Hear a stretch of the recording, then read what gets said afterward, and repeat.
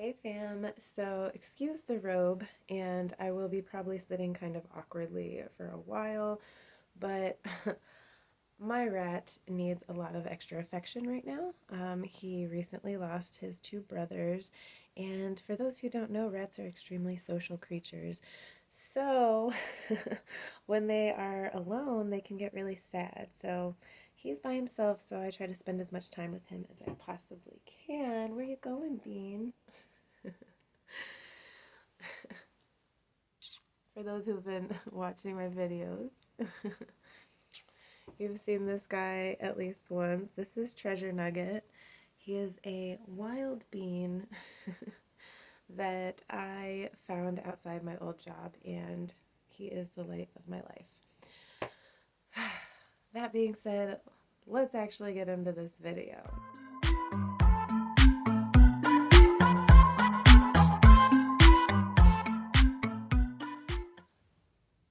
Okay, so this is the first video in what is going to be a series on world building. I am making this series specifically from the perspective of someone who is writing an epic fantasy, or sometimes called high fantasy. So basically, if you've never heard either of those terms, it just means the type of stories where the entire world that the story is happening in is completely made up by the author. Um, you can use any of these tips probably for any kind of storytelling if you so choose. It's totally up to you.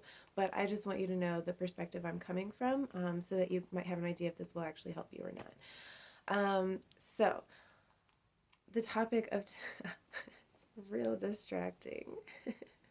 Look at his little nose. Boop. Okay, so the topic of today's video is my favorite place to start, the map. I think this is one of the best places to start, whether or not you have a story. Now, I will say, if your world that you're creating has aspects to it that are magical that have to do with like the story that you're wanting to tell itself, it might be best to start with coming up with your story before you actually start doing a lot of world building, including making the map. Now, the reason that I say this is because in my case, my map, which I will show you in a few minutes here, my map for my story I'm creating has evolved 3 different times, and all 3 different variations of the map have been very different. So that is because the story I'm telling, the world itself is almost a character in the story. Like and the world itself is, while it appears very like our world in a lot of ways, it's actually pure magic. But that's one of the things that kind of gets figured out and discussed in the story itself. So I'm not going to go super in detail with all of that. However, if you have a similar kind of concept in mind where like the world you're creating is so much a part of the story, you might want to know at least the main points of your story before you start creating that map. Otherwise, you could just do what I did and let it evolve. But I feel like in a lot of cases, a map could be a really good starting point for the world building side of creating your story. Whether you start there, like you can create a map and create this world and then find a story that fits in it, or you go the other way and start story first. Maps are extremely useful for obvious reasons, right? Why would you make a map? Like, well, if you just have one setting, and like especially if it's just all happening in like one city, you might not necessarily need a map. You might not really need one in your book, but it might also still be helpful for you as the writer to have something to visualize, like where your characters are going, even if it is just one city.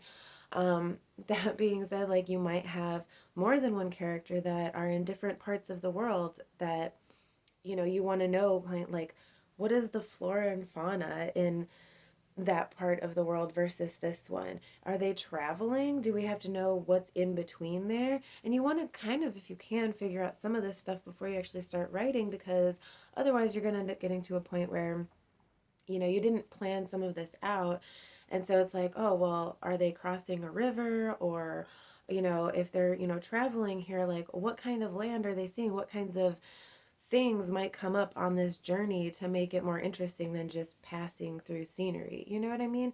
You can incorporate other aspects of your story into things easier if you know what that journey through the landscape will be. Um, you also want to know just basic things like, your cities are not going to just be built in the middle of nowhere, some like desert wasteland with like no water source. Is there, mountains or anything that are going to get in the way of a journey, or that, what type of rock is used in a certain a region of your world that like they this is what they used to build, right? Like if it's in a really forested area, your town might be constructed mainly of wood, right? If you have a city that's in a certain type of rock formations, it could literally be carved out of that type of rock. These are things you want to be able to figure out, and I feel like personally a map helps me more than any other way of figuring those things out. It's like the easiest way for me to sit down and be like, oh, okay, I can actually see what I'm looking at now. You can piece it together in a very logical way. Like if you are trying to tell a more realistic story, definitely you want to make sure that you're figuring out, well, where is this town's water source coming from? Is there underground rivers? Like, do they have a lot of wells?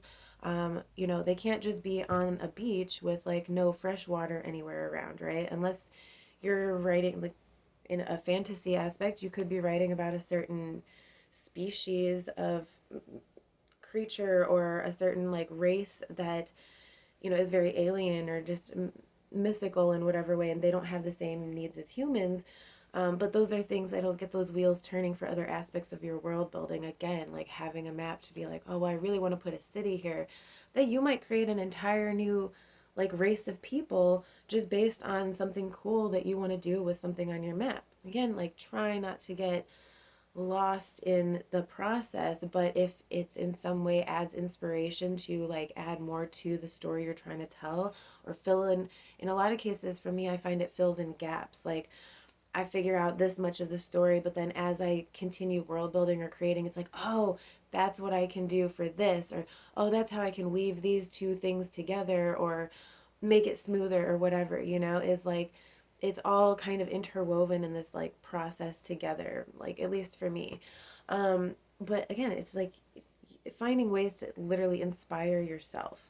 Um, and so the other way you can look at it is, even if you're writing a fantasy that is so magical that it's like aspects of the world itself, like my world that I've created, there are aspects that are, it is a purely magical world.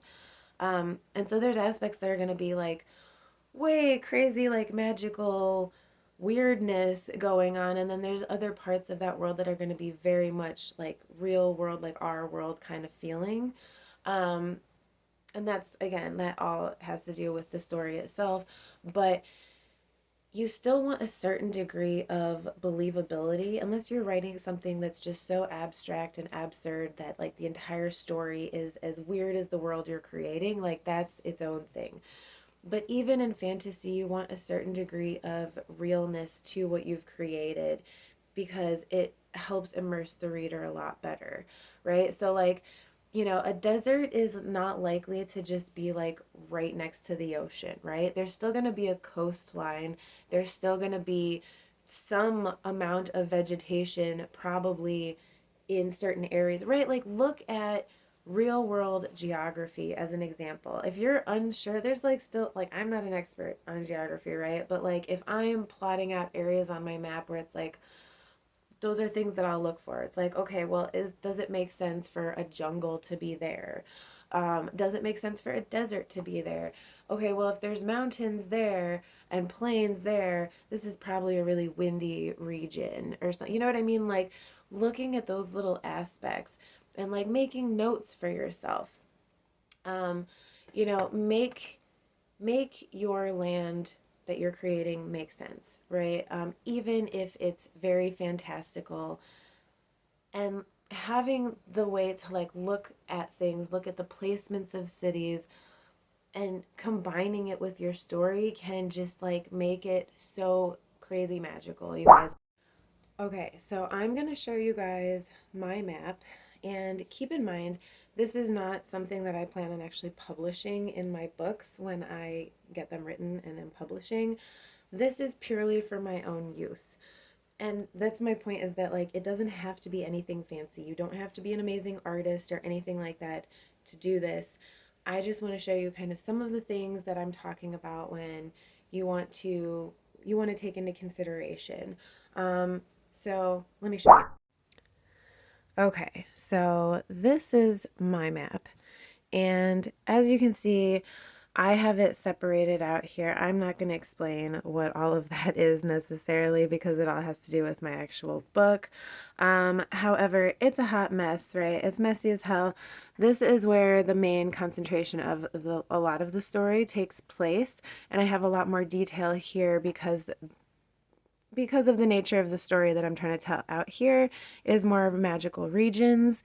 So they are, again, due to story reasons, they are more prone to shifting, as it were. But I have everything kind of, I don't have any cities really without having some kind of source of water. I have, doing this helped me figure out things like trade routes.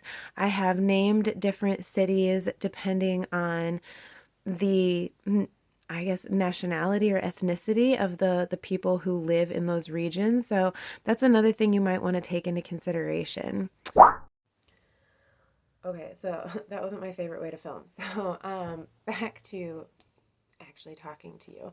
Um, that's something you want to take into consideration, is especially if you're creating your whole new world itself, like probably not everyone's going to speak the same language, right? Probably there's going to be different cultures, if not different races entirely, like mythical races. Not talking about like a human thing necessarily here, okay? But different cultures, different ethnicities, things like that. And so, in order to make my world feel more real, helping the map also was very helpful when it comes to figuring out, like, okay, these people of this culture live in this type of climate. So what does their culture look like? How does it relate, right? Like starting with a map is just like, in my opinion, so foundational to creating a world that feels believable. Like when you name something, like I chose to name some things in like the common tongue, right? English. But I've also chosen like, things like, how do I word this? Apologies. If I made up a word, then which I did for pretty much every culture in this world that I created, I chose certain sounds and certain types of spellings of things to try to represent that culture in a way that felt authentic and real. Because not everyone's going to speak the same language. Not everyone's language is going to sound the same. And so I took things like that into consideration. It was easier having, again, a map to see where to start with all of that. I also found it easier to, figure out more complex things. Like, so here's the thing, this is a little off topic, but again, I figured some of this out through making maps, right? So there's aspects to my very fantastical story that I'm telling that I want to feel very real and like real world kind of real. And some of those aspects have to do with the concept of conquest, but also colonization.